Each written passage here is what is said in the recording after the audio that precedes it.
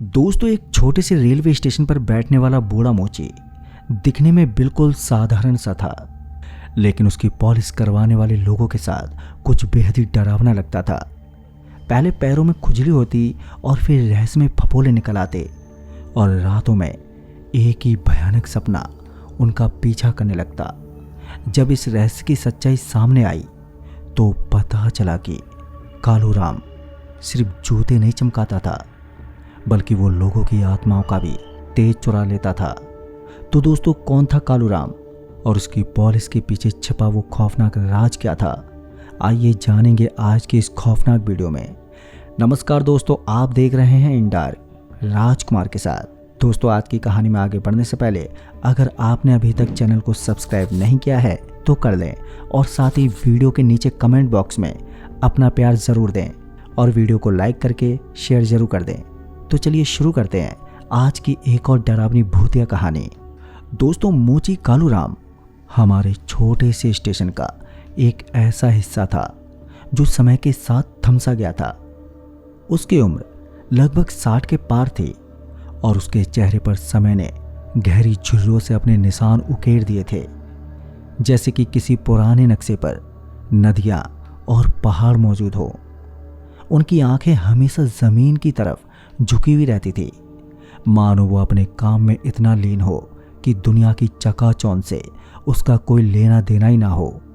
वो सिर्फ एक मोची नहीं था, बल्कि स्टेशन के इतिहास का एक जीवित अंश था। एक ऐसी कहानी जो हर सुबह अपनी पुरानी लकड़ी की पेटी के साथ खुलती और रात को उसी के साथ बंद हो जाती। दोस्तों, कालू राम की पॉलिश में एक जादू था। वो सिर्फ कीवी पॉलिश का इस्तेमाल करता था जो पुराने ज़माने की थी, पर उसके हाथों में एक अजीब सी रवानगी थी। जब वो ब्रश चलाता तो एक लयबद्ध आवाज़ आती और जूते ऐसे चमक उठते मानो उनमें नई जान आ गई हो। कोई भी मुसाफिर, चाहे वो कितनी भी जल्दी में क्यों ना हो, 2 पल रुककर अपने जूते चमका लेता था। उसकी दुकान पर हमेशा लोग इक्का दुक्का ही आते थे, पर जो भी आते थे वो उसके काम की तारीफ किए बिना बिल्कुल नहीं रहते थे। उसकी पॉलिश की चमक सिर्फ जूतों तक सीमित नहीं थी, बल्कि वो लोगों के चेहरों पर भी एक अजीब सी चमक ले आती थी। शायद इसलिए कि उन्हें लगता था कि एक मामूली मोची भी कितनी शिद्दत से अपना काम कर सकता है। लेकिन इस सामान्य सी दिनचर्या के पीछे एक गहरा रहस्य छिपा हुआ था, जो धीरे धीरे स्टेशन ही नहीं बल्कि पूरे शहर में फैलने लगा था। ये रहस्य फुसफुसाहटों में बदल रहा था और फिर वही फुसफुसाहटें संदेह में बदल गईं। जो कोई भी कालू राम से अपने जूते पॉलिश करवाता, उसके पैरों में एक भयानक खुजली शुरू हो जाती। ये कोई मामूली खुजली नहीं थी, बल्कि ये इतनी तीव्र होती कि रात को सोने भी नहीं देती। शुरुआत में तो लोग इसे धूल से एलर्जी या किसी सामान्य संक्रमण का परिणाम समझते थे, लेकिन कुछ ही दिनों में खुजली की जगह लाल बड़े बड़े फफोले उभर आते थे। ये फफोले ऐसे दिखते थे मानो उसके अंदर गर्म पानी भरा हो और छूने पर असहनीय दर्द होता था। दोस्तों, ये घटना 1-2 लोगों के साथ नहीं, बल्कि हर उस व्यक्ति के साथ हो रही थी जिसने कालू राम से पॉलिश करवाई थी। मैंने खुद इस रहस्य का एक डरावना अनुभव देखा था। मेरा दोस्त रवि दिल्ली जाने से पहले कालू राम से पॉलिश करवा कर गया था। जब वो 4 दिन वापस लौटा तो उसके पैर बुरी तरह से सूजे हुए थे और उन पर जगह जगह लाल तरह के फफोले थे। डॉक्टर भी हैरान थे और उन्होंने कोई दवा भी नहीं दी, बस इतना कहा कि ये एक अजीब तरह का इन्फेक्शन है जिसका कारण उन्हें समझ ही नहीं आ रहा था। तभी रवि ने धीमी आवाज़ में कहा, यार, जब कालू राम पॉलिश कर रहा था तो मुझे ऐसा लगा जैसे वो जूतों को नहीं बल्कि मेरे पैरों को रगड़ रहा है। उसकी आंखों में डर और दर्द साफ झलक रहा था। दोस्तों, ये बात अब धीरे धीरे शहर में दबती हुई नहीं बल्कि फैलती हुई फुसफुसाहटों में बदल गई। लोग कालू राम से दूरी बनाने लगे थे। स्टेशन पर हमेशा भीड़ रहती थी, पर कालू राम की दुकान खाली रहने लगी थी। जहां कभी इक्का दुक्का ग्राहक आते भी थे, अब वहां सन्नाटा पसरा रहता था। बच्चे भी उसके पास से गुजरते हुए सहम जाते थे और बड़े भी आंखें चुराकर वहां से धीमे से निकल जाते थे, लेकिन कालूराम अपनी जगह से बिल्कुल नहीं हिलता। वो हर सुबह आता और अपनी पुरानी लकड़ी की पेटी खोलता और अपने काले गंदे कपड़ों को वहां पर तरीके से रखता। वो कभी किसी से बात तक नहीं करता था, बस इंतजार करता रहता। उसकी आंखों में कोई सिकन भी नहीं थी और ना ही कोई शिकायत, बस एक अजीब सी शांति थी जो उसके रहस्य को और भी गहरा बना रही थी। पॉलिशिंग ब्रश की धीमी लयबद्ध आवाज अब भी कभी कभी सुनाई देती थी, जैसे कोई अदृश्य ग्राहक अपने जूते चमका रहा हो। और फिर रात को असली खेल शुरू होता था। जिन लोगों को खुजली और फफोले हुए थे, उन्हें रात को भयानक सपने आने लगे थे। ये सपने सामान्य नहीं थे, बल्कि वे इतने वास्तविक और इतने डरावने होते कि नींद टूट जाती और पसीने से लथपथ शरीर कांपने लगता। सपने में सिर्फ एक अंधेरा स्टेशन दिखता था, जिसमें दूर से कालूराम आता हुआ दिखाई देता था। वो अब मोची नहीं लगता था, बल्कि वो एक लंबा काला साया था, जिसकी आंखें चमड़ी की तरह चमकती थी, जैसे किसी प्राचीन जीव की हो। उसकी चाल में एक अजीब सी खामोशी और भयावहता थी। वो सपने में आकर उन मरीजों के बिस्तर के पास खड़ा हो जाता था। वो कुछ नहीं बोलता, बस अपने हाथ में रखी पॉलिश की डिब्बी को धीरे से खोलता। पुरानी डिब्बी खुलने की चरमराहट इतनी स्पष्ट होती कि मरीजों को लगता जैसे वो सच में उसके कमरे में ही हो। और फिर वो पॉलिश डिब्बी को मरीज के सीने पर रगड़ता था। दोस्तों, ये क्रिया जितनी धीमी होती उतनी ही डरावनी भी। मरीज सपने में चिल्लाना चाहता, पर उसकी आवाज़ गले में ही घुट जाती। वो हिलना चाहता था, पर उसका शरीर लकवाग्रस्त हो जाता। जो भी मरीज ये सपना देखता, उसकी बीमारी अचानक ही बिगड़ जाती। पहले फपोले फटते, फिर तेज बुखार चढ़ता और 3-4 दिन के अंदर ही उसकी मौत हो जाती थी। लेकिन डॉक्टरों को भी इसका कारण समझ में नहीं आता था। डॉक्टर अपनी रिपोर्ट में अज्ञात वायरल इन्फेक्शन से मल्टी ऑर्गन फेलियर लिखते थे। किसी को शक भी नहीं होता था, क्योंकि ये सब धीरे धीरे हो रहा था। हर मौत को एक अलग घटना मान लिया जाता था। लेकिन मैं इन घटनाओं को एक सूत्र में पिरोता देख रहा था। मेरे मन में एक अजीब सी बेचैनी थी। फिर दोस्तों, एक रात मैंने ये सब खुद देखा। मेरा छोटा भाई विशाल दिल्ली जा रहा था। ट्रेन छूटने से ऐन पहले उसने कालूराम से पॉलिश करवा ली। मैंने उसे मना भी किया था, पर वो नहीं माना और बोला, अरे भैया, एक पॉलिसी तो है, ये क्या फ़र्क पड़ता है। उसने हंसते हुए मुझसे बोला था, पर उस दिन मुझे क्या मालूम था कि उसकी ये लापरवाही उसकी जान को खतरे में डाल देगी। फिर अगले दिन विशाल ने दिल्ली से फ़ोन किया कि उसके पैरों में भयानक खुजली शुरू हो गई थी। मैंने उसे तुरंत ही घर वापस बुला लिया। उसकी आवाज़ में डर साफ साफ झलक रहा था। पहली रात तो विशाल चीख कर उठा।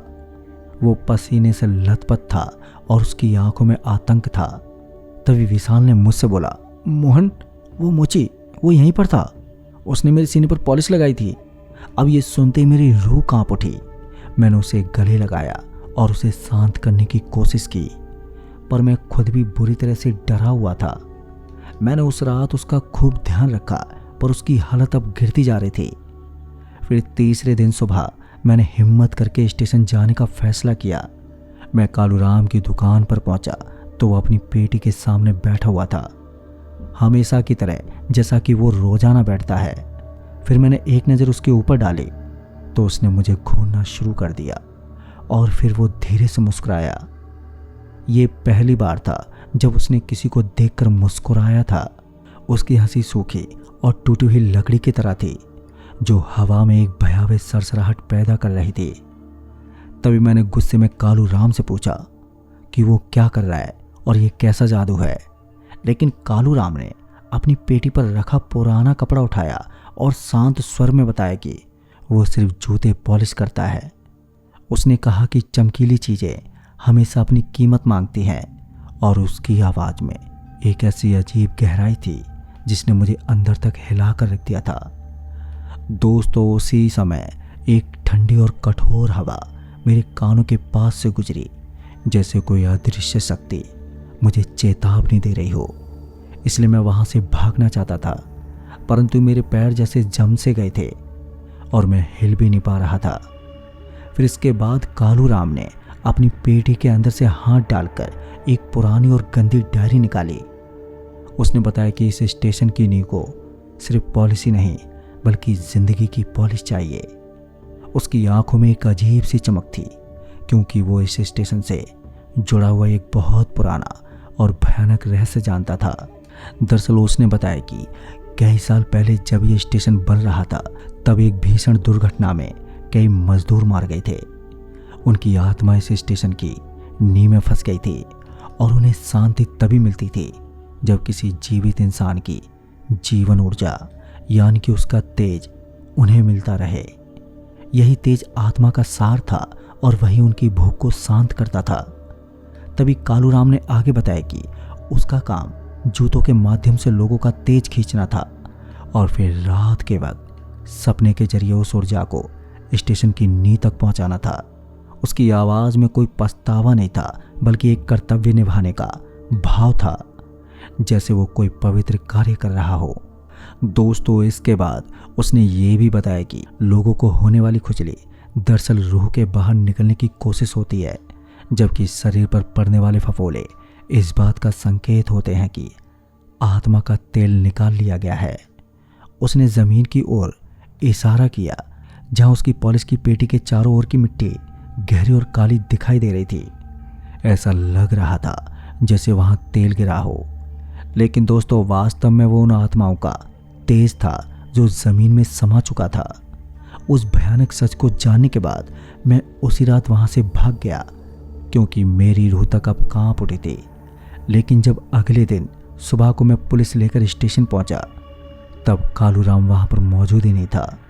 सिर्फ उसकी पेटी, उसका गंदा कपड़ा और उससे जुड़ी हर चीज गायब थी, जैसे वो कभी वहां पर मौजूद ही ना रहा हो। तभी विशाल धीरे धीरे ठीक हो गया और उसके फफोले भी ठीक हो गए और वो खुजली भी अब समाप्त हो गई थी। लेकिन दोस्तों उसके चेहरे की चमक हमेशा के लिए अब खो चुकी थी। उसकी आंखें अब खाली और फीकी दिखाई देती थी, जैसे उसकी आत्मा का कोई हिस्सा उससे हमेशा के लिए छीन लिया गया हो। इसलिए वो अब एक जीवित इंसान कम और एक खाली खोल ज़्यादा लगता था। फिर कुछ समय के बाद जब मैं रात में स्टेशन के पास से गुजर रहा था तब प्लेटफार्म का वो नुक्कड़ पूरी तरह से खाली था, परंतु जहां कालू राम बैठा करता था वहां एक नई और चमकदार पॉलिश की डिब्बी अभी भी रखी हुई थी। पर सबसे डरावनी बात यह थी कि उसके ढक्कन पर किसी ने खुरच कर लिखा था। फिर उस दिन के बाद से जब भी मैं अपने जूतों को देखता हूँ तो मुझे ऐसा महसूस होता है कि मेरी परछाई पहले से अधिक धुंधली हो गई है।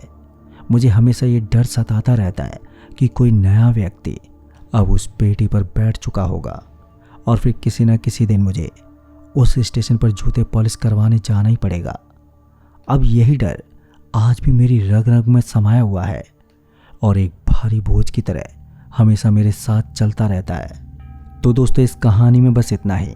कहानी आपको पसंद आई हो तो वीडियो को लाइक शेयर कमेंट जरूर कर दें। तो मैं आपका दोस्त राजकुमार जल्द ही मिलूंगा ऐसी एक और डरावनी भूतिया घटना के साथ। तब तक के लिए बाय एंड टेक केयर।